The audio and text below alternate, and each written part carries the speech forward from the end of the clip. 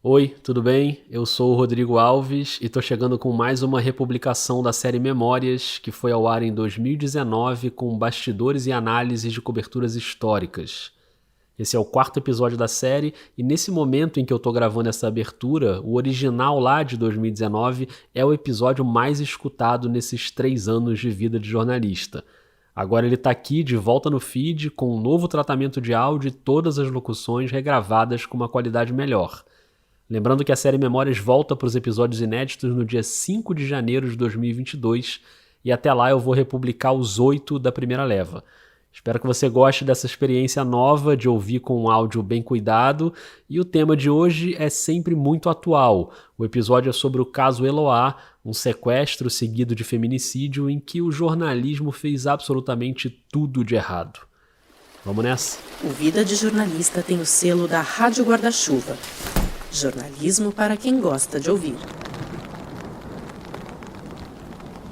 O que eu peço é para os policiais terem tranquilidade, fazer tudo o que ele pedir, que vai dar tudo certo, tá todo mundo calmo, agora a situação está sob controle, ele tá cheio de bala, então qualquer decisão precipitada vai me prejudicar. Sim. Minha vida está nas mãos dos policiais.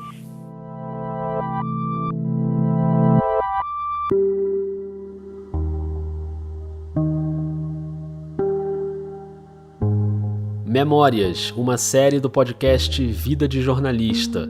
Aqui a gente volta ao passado para reviver coberturas históricas do jornalismo brasileiro conversando com quem esteve lá, ou no caso específico desse episódio, conversando com quem se dedicou a estudar e a discutir a atuação da imprensa. Hoje o nosso tema é o caso Eloá, um sequestro em 2008 em Santo André, no ABC Paulista, que durou 4 dias com a mídia em peso cobrindo ao vivo e terminou de maneira trágica. A nossa convidada é a cineasta Lívia Pérez, diretora do documentário Quem Matou Eloá. Todos os canais passando aquele crime, noticiando aquele crime. O próprio sequestrador assistia, nos autos do processo isso também consta, né? Que eles assistiam a cobertura do próprio evento que eles estavam protagonizando, né? Do próprio crime que estava acontecendo, eles assistiam isso, muitas vezes ao vivo, né? É um crime clássico de violência contra a mulher, cujo desfecho, muito provavelmente, seria a morte da Eloá.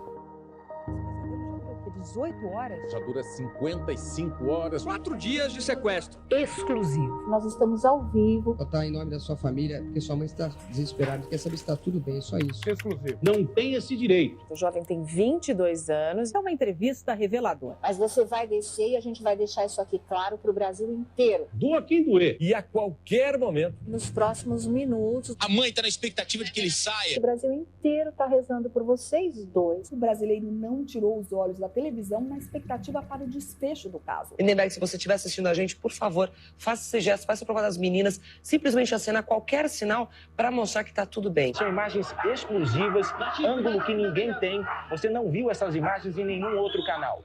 Esses áudios que você ouviu agora, não fui eu que tive esse trabalho cuidadoso de garimpar e editar as gravações. Essa é a abertura de um documentário em curta-metragem de 2015 chamado Quem Matou Eloá, um filme que se debruça sobre a atuação da imprensa durante um dos casos mais conhecidos de sequestro que o Brasil já viu.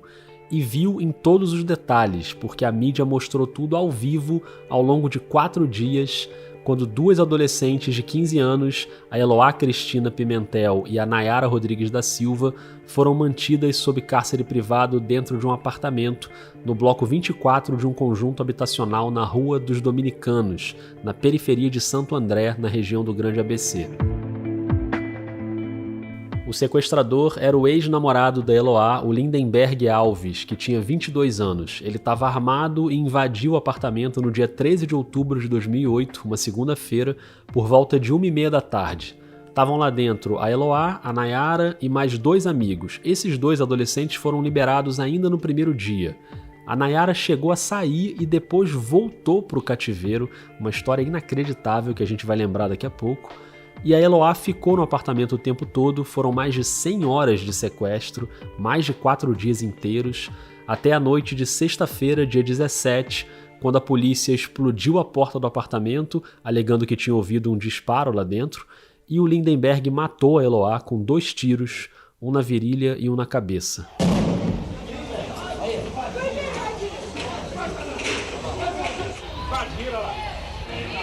Pegaram ele! Olha lá, agora, falei que ia pegar, olha lá!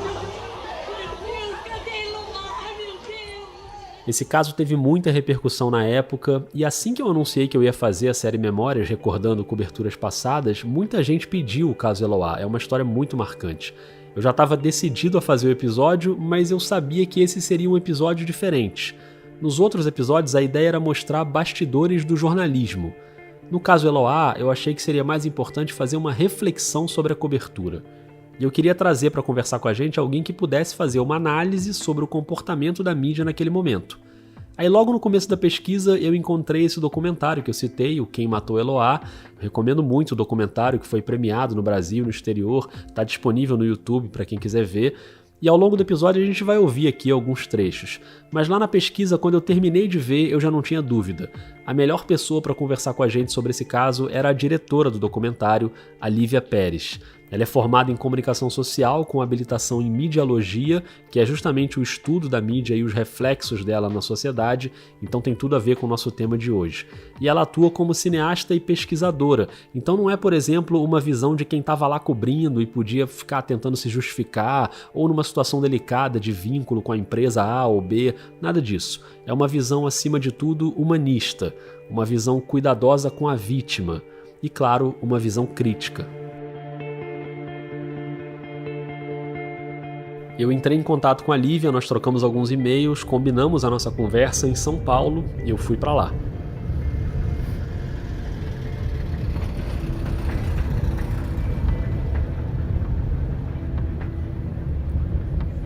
Eu acho que é logo depois dessa curvinha aqui, né?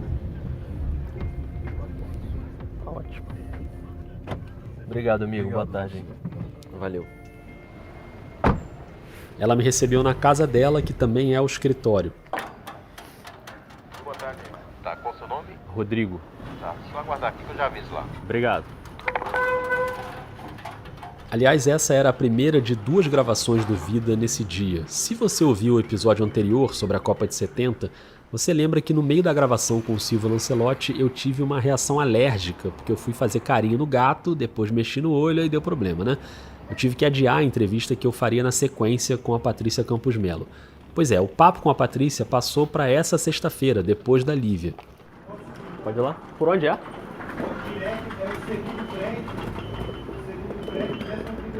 Segundo prédio, obrigado. E você que está ouvindo, vem comigo para essa conversa. A casa não é minha não, mas eu estou convidando. A gente ficou ali na sala, a Lívia estava no sofá com uma parede azul bem bonita atrás dela. E claro, o gato circulando ali com a gente. E eu juro que eu adoro gato, mas dessa vez eu achei melhor não fazer carinho no gato, que eu estava meio traumatizado. Assim como foi uma sensação curiosa pedir para uma cineasta usar o meu modesto microfoninho de lapela plugado no meu celular de forma quase artesanal. Mas claro que foi super de boa. Mas isso é muito legal, cara, de plugar. Então, isso é um microfoninho de lapela. Nossa, muito legal. Nossa, mas é muito bom, né, para fazer entrevista assim com fonte. Ele ainda não é o ideal pra mim. A gente que faz podcast fica meio neurótico com o áudio, né? Mas o cinema também tem essa preocupação. Então, antes da primeira pergunta, a Lívia já sacou que tinha um barulhinho do lado de fora. Tá. Você quer que feche? Porque tem uns cachorros latindo, não sei se pega. Porque não tá calor exatamente, né? Então... E a minha primeira curiosidade era saber qual tinha sido a percepção da Lívia na época do sequestro. Porque no meu caso é estranho porque eu não tenho muita lembrança de ter acompanhado aquela cobertura. Eu fiquei tentando puxar pela memória se eu estava em alguma viagem ou envolvido em algum trabalho naquela semana especificamente, mas sinceramente eu não me lembro. Só depois eu lembro, claro, de ter me informado melhor sobre o que aconteceu, a repercussão foi muito grande, mas eu não tenho a lembrança de ter ficado em frente à TV grudado acompanhando tudo ao vivo. Não sei como foi para você que está aí ouvindo, se você lembra bem. E a Lívia naquele momento estava fora do Brasil, ela estava num ano de intercâmbio acadêmico para estudar cinema e audiovisual em Paris. E o caso foi tão grande que repercutiu por lá também. Na época do crime, eu estava fazendo um intercâmbio em Paris, na França, e acompanhei o caso pelos jornais franceses, né? Alguma outra coisa saiu por conta da duração do caso. E eu acompanhava também pelos portais de internet, portais brasileiros, mas a gente não tinha ainda o vídeo de internet tão desenvolvido. Então, assim, não dava para eu acompanhar nem TV, nem transmissão, nada. Então, eu praticamente não acompanhei, né? O que eu vi foi depois quase um ano depois, quando eu voltei para o Brasil, e eu comecei a ver, e cada vez mais o vídeo foi ficando popular na internet, no YouTube, e eu vi que as pessoas, de alguma forma, se relacionavam afetivamente com o caso. Muitas pessoas, assim, que nem eram da área de mídia, nem jornalistas, acabavam colocando material no YouTube que tinham gravado, né, que tinham captado e que estavam ali mantendo sobre o caso, né. Então tinha essa memória assim na internet também. E aí, quando que você decidiu abordar o tema de uma maneira mais profunda com a decisão de fazer o documentário? Na época do crime, né, eu já sabia que aquilo era um crime de machismo, mas a cobertura em nenhum momento cita isso, né. Então, em todas as várias horas de material de cobertura jornalística, a gente não tem a simples expressão violência contra a mulher, que hoje é tão falada, mas naquela época isso não foi sequer cogitado, assim, de ser explicitado. Em 2008 eu já tinha essa ideia de trabalhar com esse tema, com o tema dessa cobertura, num documentário, pensando em fazer uma reflexão mesmo. Por que é que naquele momento não se identificou a violência que Eloá sofria como uma violência contra a mulher, né? E nesse mesmo momento eu tive contato com um texto de uma militante feminista chamada Analba Teixeira, que é uma das entrevistadas do filme. Eloá tinha 15 anos, né? Ela que estava sendo violentada, ela que estava em cárcere privado, mas isso não foi levado em conta. A proteção foi dada para ele e não para ela. E a Analba, militante da Articulação de Mulheres Brasileiras, ela fazia uma reflexão no texto que chama Eloá, a morte anunciada, porque ela e outras feministas já identificavam aquilo que estava acontecendo como um crime clássico de violência contra a mulher, cujo desfecho muito provavelmente seria a morte da Eloá, né? Então ela se questionava por que a sociedade, por que a mídia, por que os jornalistas e por que a polícia não entendia esse crime como um crime de violência contra a mulher, né? Tratava como um crime de amor, um crime passional. Pois é, todas essas expressões que em 2008 já estavam muito fora de moda, que já estavam ultrapassadas, voltaram e as pessoas, a mídia começou a usá-las, inclusive, né? E aí, como é que você decidiu pelo formato de colocar imagens para as pessoas reverem e comentarem ali em cima? Por que você escolheu esse formato? Eu já sabia que seria um filme muito utilizando o material de arquivo, né, por conta do caso, mas tem um cineasta que eu gosto muito que se chama Harun Farok, ele era alemão e documentarista. Eine Aussage vor dem Vietnam-Tribunal em Stockholm. Esse é o Harun Farok no filme Fogo Inextinguível, de 1969, sobre a Guerra do Vietnã. E ele usa uma imagem bem forte nesse filme para ilustrar o efeito do napalm que os americanos usavam nos bombardeios. Tem uma hora que ele pega um cigarro e queima o próprio braço. Era o tipo de imagem que ele usava. E ele usa muito esse método de revisitar as imagens, né? E de colocar em questão também a força do nosso olhar. Então, de pensar o que nós estamos olhando e com qual tipo de mídia nós estamos relacionando. Então, a minha ideia era que pessoas, mulheres principalmente, pudessem se relacionar com aquele material de novo e fazer uma reflexão sobre o que foi a feitura daquele material, né? Por que se cobriu desse jeito? Por que se enalteceu o sequestrador? Por que não se identificou que era violência contra a mulher? E o documentário reúne 4 mulheres e um homem revendo as imagens da cobertura e passando as suas impressões sobre o caso. Eu queria que as entrevistadas fossem pessoas que conseguissem dar conta de várias vertentes, né, que eu achava que tinham sido problemáticas no caso. Então eu queria, por exemplo, militantes feministas que pudessem ter uma visão crítica sobre a questão da violência contra a mulher, né, que é gritante no Brasil. Fica mais interessante a história, no mau sentido, dizer que um bom moço matou uma mulher. Aí você fica querendo entender o porquê da história e normalmente a imprensa conduz você a achar que a mulher fez algo de errado. Eu também queria alguém que fosse da área de direito Então tem uma defensora pública que também vem explicar. E talvez aí também esteja a importância de hoje a gente ter que ter um tipo penal, né, que fale especificamente sobre matar mulheres. E ainda eu queria que tivesse uma especialista de mídia para falar sobre isso, que é a Esther Hamburger, que está no filme também. No que a gente vê na televisão, a gente sabe mais do que faz o Lindenberg do que faz a Eloá. A Eloá parece que não existe, ela é uma decorrência do Lindenberg. As mulheres, elas são especialistas que podem aportar uma nova visão, um novo olhar sobre aquela cobertura de mídia. E, além disso, existe um homem que é uma pessoa que foi uma testemunha ocular e estava no lugar, que é o Augusto Rossini, né, procurador. Falei, olha, coronel, não dá. Esse rapaz aí, o desfecho vai ser muito grave.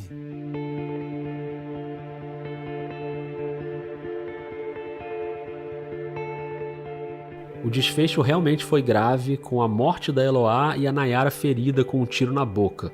E até chegar nesse desfecho, dá pra gente discutir vários aspectos daquele episódio. Um deles, claro, é a atuação da polícia, que deixou o sequestro se arrastar por quase 5 dias, permitiu que uma refém voltasse pro cativeiro depois de ter sido libertada, e ainda houve muita crítica na época ao modo como a polícia agiu na hora de invadir o apartamento. Mas o que interessa mais pra gente aqui, claro, é como o jornalismo se comportou naqueles dias. E aí eu acho que são 2 pontos principais. O tipo de abordagem, como a Lívia já ressaltou, sem nenhuma referência a termos como violência contra a mulher, feminicídio, e o sequestrador visto o tempo todo como um jovem do bem, que estava só passando ali por um momento difícil. A gente já vai falar mais sobre isso. Mas eu queria abrir esse bloco de discussão falando de um outro ponto importante, que é a espetacularização. E aqui eu não estou falando especificamente de uma ou outra emissora, porque todo mundo embarcou naquela espécie de reality show. Uns com mais exagero, outros com menos, mas tudo foi mostrado de maneira muito ostensiva, ao vivo, e lá dentro do apartamento tinha um aparelho de TV, então eles estavam vendo tudo aquilo.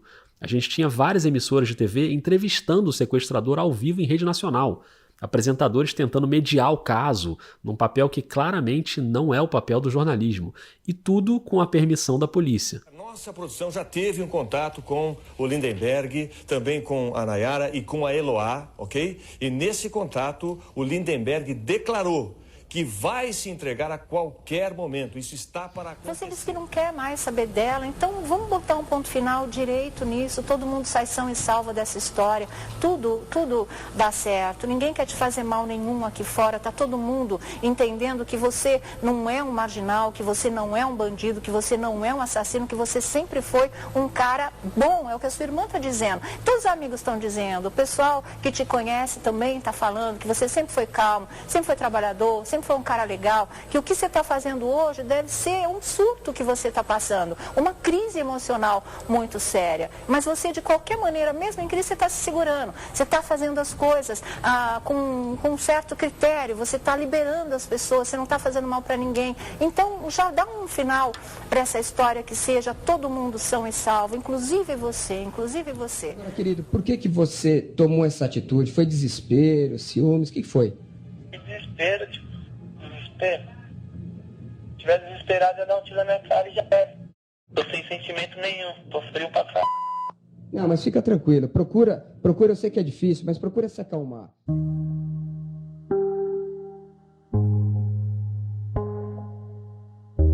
Como é que se dá, né, essa invisibilização da violência? Como ela acontece? Bom, ela acontece de várias maneiras. Primeiro é o ocultamento das vítimas, o não reconhecimento das vítimas, enaltecer o criminoso, romantizar a narrativa, né, como se aquilo fosse uma novela. Então, tem vários mecanismos que foram sendo utilizados conscientemente ou inconsciente pela imprensa e que acabaram resultando na cobertura, no desfecho, inclusive, né? Ao mesmo tempo que o crime acontecia, a gente tinha essa cobertura e pelo crime ter sido tão longo, você também tinha as próprias pessoas que estavam atuando no crime se relacionando com a mídia, né? Um pouco parecido com o ônibus 174, quer dizer, você saber que aquilo está sendo transmitido, você também tem um outro comportamento enquanto sociedade, enquanto polícia, enquanto políticos, né, que vão tomar decisões em relação àquele caso. Então, acaba acontecendo tudo isso. Você acha que o Lindenberg se fortaleceu durante aqueles dias ali, sabendo que estava o país inteiro acompanhando, todo mundo vendo? A impressão que tem é que ele parece ter um controle maior da situação, né? Ele começa a pedir coisas e sabendo jogar com aquilo, né? Sim, com certeza. Nos autos do processo, que eu também pesquisei, né? São 18 pastas que estão no Fórum de Santo André. Nos autos do processo, ele se denomina príncipe do gueto, quando ele fala dele mesmo para as vítimas. Lá na janela, na porta, fazer qualquer barulho, eu vou matar as meninas e depois vou me matar. Eu vou atirar, eu tenho um saco de bala aqui. Já fez contato novamente, disse que vai se entregar, vai libertar as meninas, mas ele quer as câmeras de televisão, né, de todas as emissoras para registrarem esse momento e para ele se sentir seguro de que nada de mal vai acontecer para ele. Fica uma situação muito complexa, porque, bom, a polícia deveria isolar a área, mas acho que também os jornalistas também não deveriam se aproximar daquele lugar. Existia uma TV dentro do cativeiro, quer dizer, então, todos os canais passando aquele crime, noticiando aquele crime, o próprio sequestrador assistia. Nos autos do processo isso também consta, né? Que eles assistiam a cobertura do próprio evento que eles estavam protagonizando, né? Do próprio crime que estava acontecendo, eles assistiam isso. Me parece que teve uma aproximação excessiva do caso, né? Então, os jornalistas, a mídia, a imprensa se aproximou excessivamente do caso e reproduziu materiais que, inclusive, comprometeram, né, as vítimas, assim, o desenrolar da história. Sua impressão é de que houve ali uma falha geral, assim, da mídia que extrapolou sua função e da própria polícia, do Estado que permitiu aquilo? Eu, na verdade, não falaria de falha. Eu acho que, na verdade, é o modo que opera. Não foi um erro, né? Não foi um erro, mas foi justamente, assim, vamos continuar operando da forma que fazemos. Só que ali naquele caso, foi um caso que reuniu condições tão específicas que isso ficou muito saliente, né? Então, quer dizer, um sequestro num conjunto habitacional, então numa área de periferia que poderia ser muito filmada, né? Montou-se um esquema de alimentação e uma base para jornalistas e polícia numa escola que tinha lá perto. E aí aquele ambiente ficou totalmente isolado, mas muito vigiado, né? Então essas coisas acabaram ficando muito evidentes, né? A forma que a mídia operava, a forma que a polícia operava também, por conta também da cobertura. O que você quer? Fala pra mim pra eu poder te ajudar, cara. O que eu quero? Matar a Eloá e matar e liberar a base. Então a gente vê que essas 3 extensões que eu tentei colocar no filme, né, a mídia, a polícia e a sociedade, são 3 extensões que entendem que aquele caso não era um caso de violência contra a mulher. E mais, que na verdade a vítima ali era o jovem apaixonado, que tinha sido rejeitado, quando na verdade era uma relação que ele mesmo tinha terminado. E falando da vítima real, como você acha que a Eloá foi tratada ali? Então, a primeira pergunta que eu me faço é como é que a gente vai reportar um sequestro? Porque muitos casos de sequestro de pessoas ricas e famosas não são nem reportados, né? Eles são reportados depois, né? Depois que o crime acontece, por uma questão de segurança da vítima, de exposição do caso, né? Porque isso interfere diretamente. No caso Eloá, isso não ocorreu, né? O caso já foi amplamente registrado desde o início. Em segundo lugar, a Eloá e a Nayara eram menores de idade, né? A Rede TV até respondeu num processo, numa ação civil no Ministério Público, por ter exposto a imagem das meninas que tinham 15 anos. Então, quer dizer, essa imagem teria que ser preservada também. E a imagem do sequestrador não deveria ter sido enaltecida. Você cria uma corrida pelo furo de reportagem, buscando a entrevista ao vivo com o sequestrador dentro do cativeiro, né? Você dá um poder para o sequestrador, né? Eu acho que é um pouco o que o filme fala também, né? Sobre como você empodera essa pessoa que é o algoz daquela situação.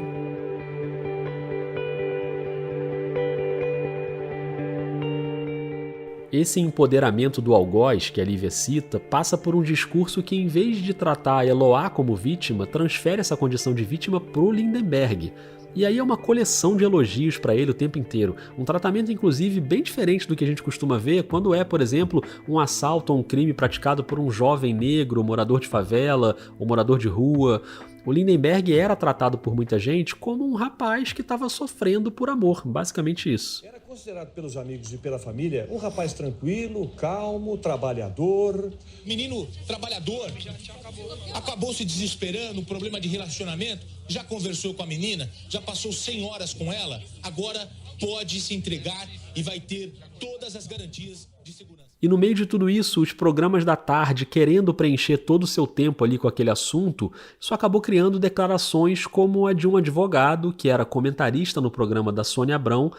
Ele tem uma fala que está no documentário da Lívia e é uma das falas que mais chamam a atenção de quem está analisando o caso. Vamos falar do que espera o Lindenberg aqui fora. Boa tarde, viu, doutora Ademar? Prazer tê-lo aqui novamente. E com a sua experiência nos orientar aí sobre o que vai acontecer daqui para frente, para que a gente possa ter uma ideia. Bom, claro. Eu sou muito otimista, né? Eu espero que isso termine assim em pizza, né? E num casamento futuro entre ele e a namorada apaixonada dele, né? Certo. Ele tá passando uma fase momentânea, né? Ele também tem perdido a motivação de viver, porque um rapaz jovem, quando se apaixona, muitas vezes se desequilibra, que é o caso dele. Radicaliza mesmo, né? Então, mas isso vai terminar realmente em um final feliz, graças a Deus, eu tenho plena certeza e convicção. Primeiro que é um advogado, né, num programa que passa de tarde, então muitas meninas podem ter assistido esse programa, né, ter visto isso, e quer dizer, você causa um impacto na audiência, né?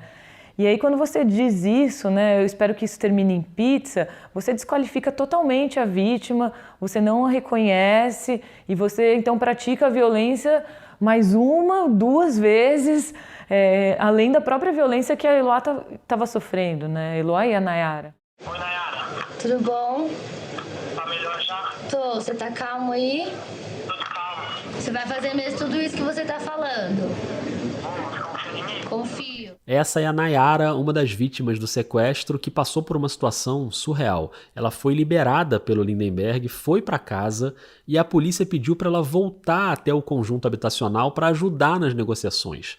Ela voltou e aí, numa total falta de cuidado da polícia, ela se aproxima da porta sem nenhuma proteção e o Lindenberg puxa ela para dentro de novo. Ela volta a ser refém depois de ter sido liberada. Então, eu na verdade não consigo analisar, porque assim, eu não tenho os meios legais, o conhecimento legal para analisar isso.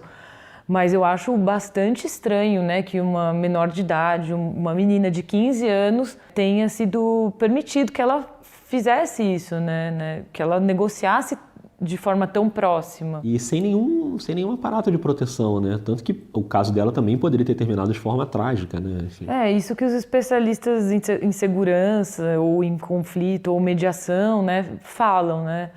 Que realmente teria que ter essa figura do escudo, né? Ela não poderia se aproximar.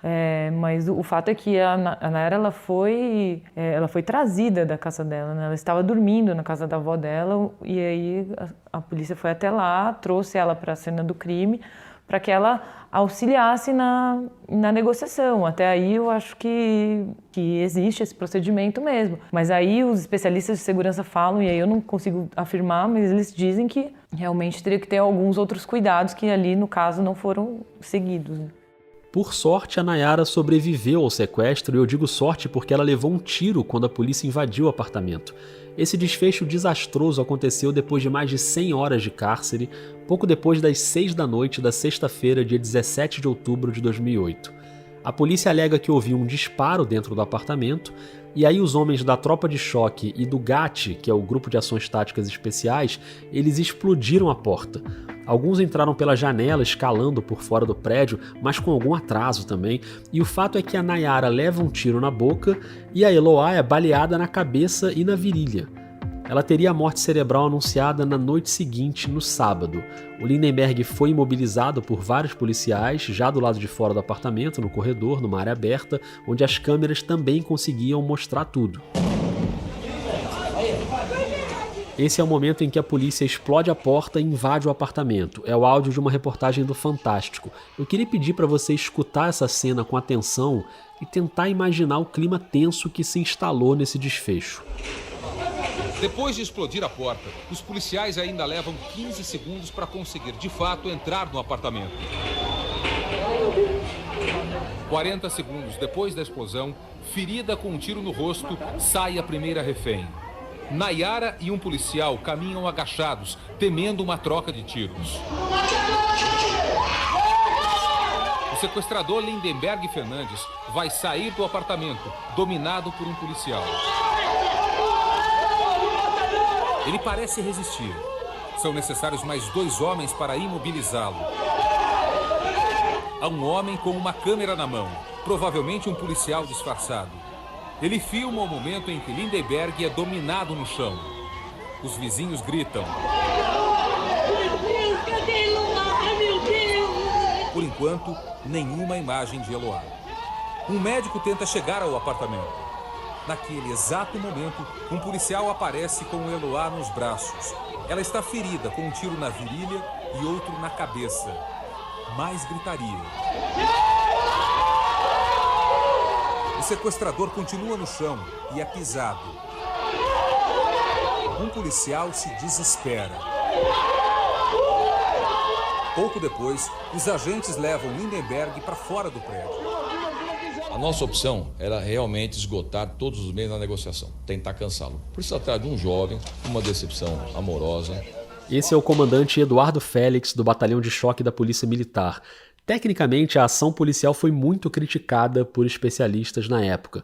Também no Fantástico, o Marcos Duval, um instrutor brasileiro da SWAT de Dallas, nos Estados Unidos, analisou as imagens e criticou o quanto o sequestro se arrastou ao longo dos dias, no meio daquele espetáculo midiático, sem que a polícia aproveitasse uma brecha para executar uma ação no apartamento. Quanto mais tempo leva, mais inconstante a pessoa fica. Marcos explica que a SWAT estabelece o prazo máximo de 24 horas para libertar o refém, mas nunca foi preciso esperar tanto. O máximo que a SWAT de Dallas negociou até hoje na história foi 9 horas só de negociação. A partir daí é invasão.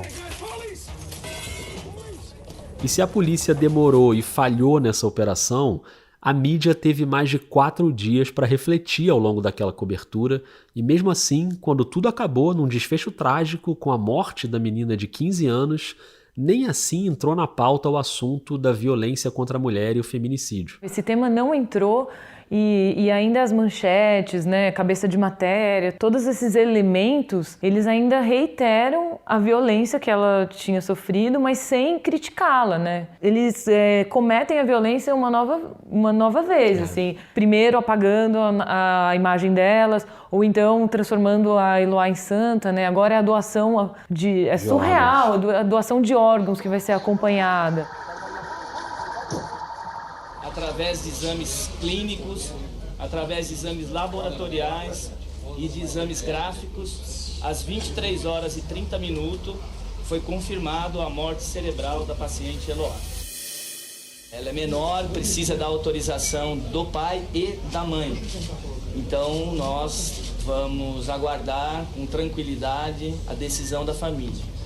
Numa eventual decisão favorável à doação dos órgãos, será feito todo o processo, o protocolo com a central de captação de órgãos, que inclusive já se encontra presente aqui no hospital. E a imprensa começa a seguir, assim, como se aquilo fosse a carniça que restou mesmo para a mídia, assim. Inclusive você abre o seu documentário com a imagem dos urubus, com som de helicóptero e tal.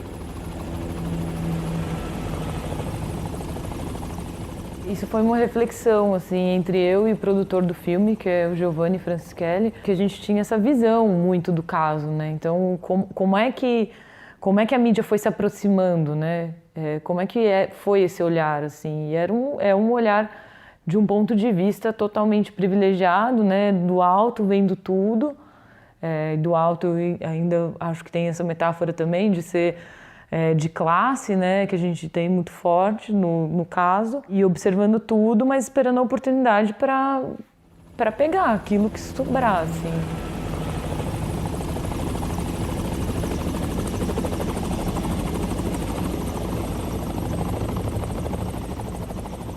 Depois de imobilizado pelos policiais, o Lindenberg foi levado para uma delegacia em Santo André, depois para a cadeia pública e durante a madrugada foi transferido para São Paulo. Mais de 3 anos depois, em fevereiro de 2012, ele foi a júri popular num julgamento que durou 4 dias e a sentença lida pela juíza Milena Dias foi transmitida ao vivo por várias emissoras de TV.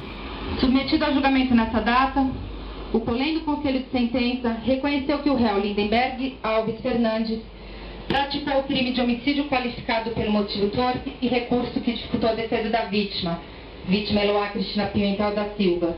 O crime de homicídio tentado qualificado pelo motivo torpe e recurso que dificultou a defesa da vítima Nayara Rodrigues da Silva.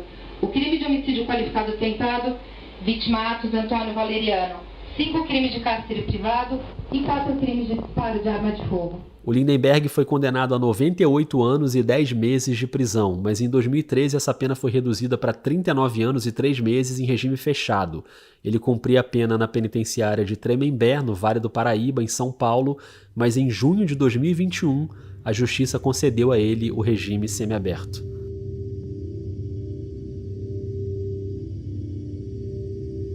E hoje, mais de uma década depois, o que é que a gente aprendeu? Mais uma vez eu convido você que está ouvindo para fazer um exercício. Se acontecesse um caso como esse hoje, um ato de violência contra a mulher se estendendo ao longo de vários dias, como a mídia se comportaria? Eu acho que, no caso Eloá, a gente tem uma coisa que são os próprios jornalistas também fazendo uma reflexão, né? Alguns deles fazem isso, né? Fizeram isso. Então a gente tem uma rede de TV pela primeira vez também responsabilizada, não por ter tentado fazer a mediação, né? Não porque sua apresentadora tentou mediar, se comportar como uma negociadora do crime, mas porque expôs os menores de idade. Teve uma discussão assim até na Câmara sobre essa cobertura, né, midiática que extrapolou qualquer limite ético. A gente acho que teve essa reflexão de alguma forma, né? Eu acho que não da forma como a gente deveria ter feito, né? Eu penso em regulação dos meios, né? Sim, que muito diferente de censura. Sim. E eu acho que então se acontecesse hoje, ele só não aconteceria da forma como foi se já tivesse tido outro caso com a mesma repercussão. Quer dizer, é um aprendizado que tem que ir sendo feito, né?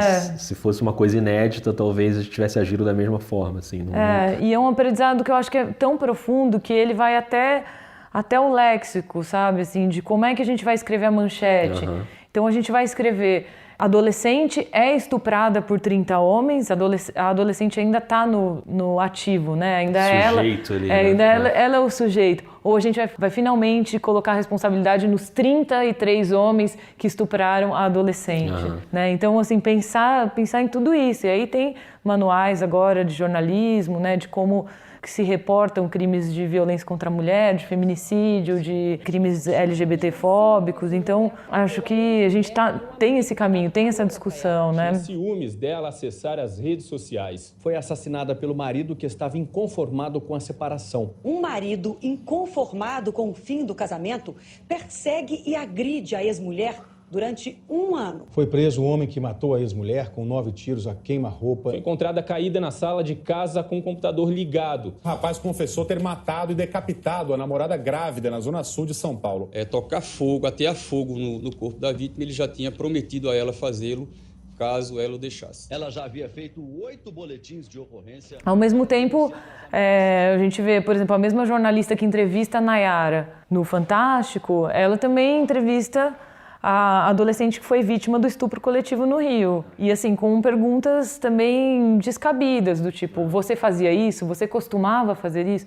Quer dizer, é o tipo de pergunta que, em hipótese alguma, a vítima deve ser questionada, né? Você acha que hoje, por exemplo, a sociedade cobraria mais da imprensa, com os movimentos feministas mais fortalecidos e um retorno e uma atuação mais firme, assim? Você acha que a sociedade deixaria passar, por exemplo, o fato de não se falar em violência contra a mulher, né? Ou você acha que haveria uma cobrança maior? Eu acho que a gente sempre tem que estar muito vigilante, né? No caso, por exemplo, um caso que foi muito emblemático, que foi o da Ângela Diniz, né? Que foi quando as mulheres foram para a rua mesmo para dizer que não existia crime passional, né? Que existia uma outra coisa, que era um crime de machismo, um crime de violência contra a mulher. A gente precisa, além de estar sempre vigilante quando acontecem esses casos, né? Também a gente precisa rever, né? Fazer uma reflexão sobre eles, mesmo que se passaram 20, 30 anos, mas sim, como é que a gente se relacionou com esse crime naquela época? Como é que a mídia, a sociedade, a polícia... Porque acho que isso que permite que a gente avance de alguma forma, né? Você é otimista que a gente vai caminhar para isso, assim? Que em algum momento a gente vai ter gente vai melhorar e vai conseguir olhar para esses casos de uma forma mais justa e mais humana, e entendendo a complexidade toda, em vez de ter uma visão mais rasa, assim. Você acha que dá para ser otimista em relação a isso? Na verdade, mais do que otimista, assim, eu tenho esperança que a gente consiga trabalhar pela democratização dos meios de comunicação. E eu acho que isso é um grande passo para que a gente consiga ter novas perspectivas, né, para essas coberturas que são tão complexas e que devem ser retratadas de forma complexa. Ive, obrigado. Acho que foi super esclarecedor, assim, você dividir com a gente a sua visão. Acho que o jornalismo só ganha quando a gente tem pessoas olhando com uma visão mais crítica e avaliando coisas que foram feitas e que podem ser feitas. Então, parabéns pelo documentário e pela sua visão e obrigado por dividir com a gente aqui as suas ideias. Obrigado, Rodrigo. Eu que agradeço o convite também para falar aqui um pouco sobre o filme, mas acho que essa conversa também passa por esse lugar, né, da gente pensar em como a gente entende a comunicação como um direito de todos e como a gente, enquanto sociedade, pensa sobre ela, né, como a gente faz essa reflexão sobre a comunicação mesmo, né, que isso é o jornalismo.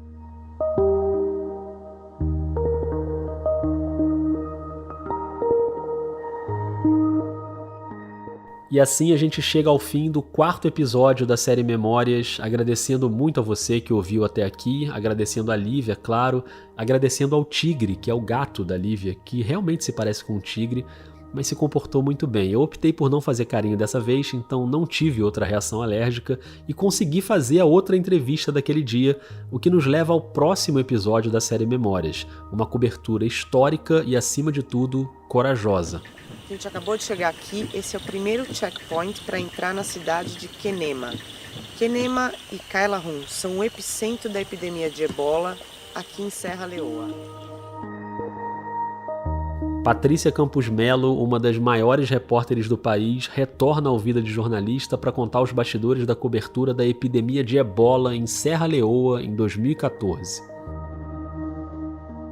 Se você está acompanhando as reedições dos episódios da série Memórias, me conta o que você está achando. O Vida está no Twitter e no Instagram com @vida_jornalista. Procura também os podcasts da Rádio Guarda-Chuva, Escafandro, Finitude, Dissidentes, Põe na Estante, Afluente, Pauta Pública, Até que se prove o contrário. Busca lá que tem muita coisa boa para escutar.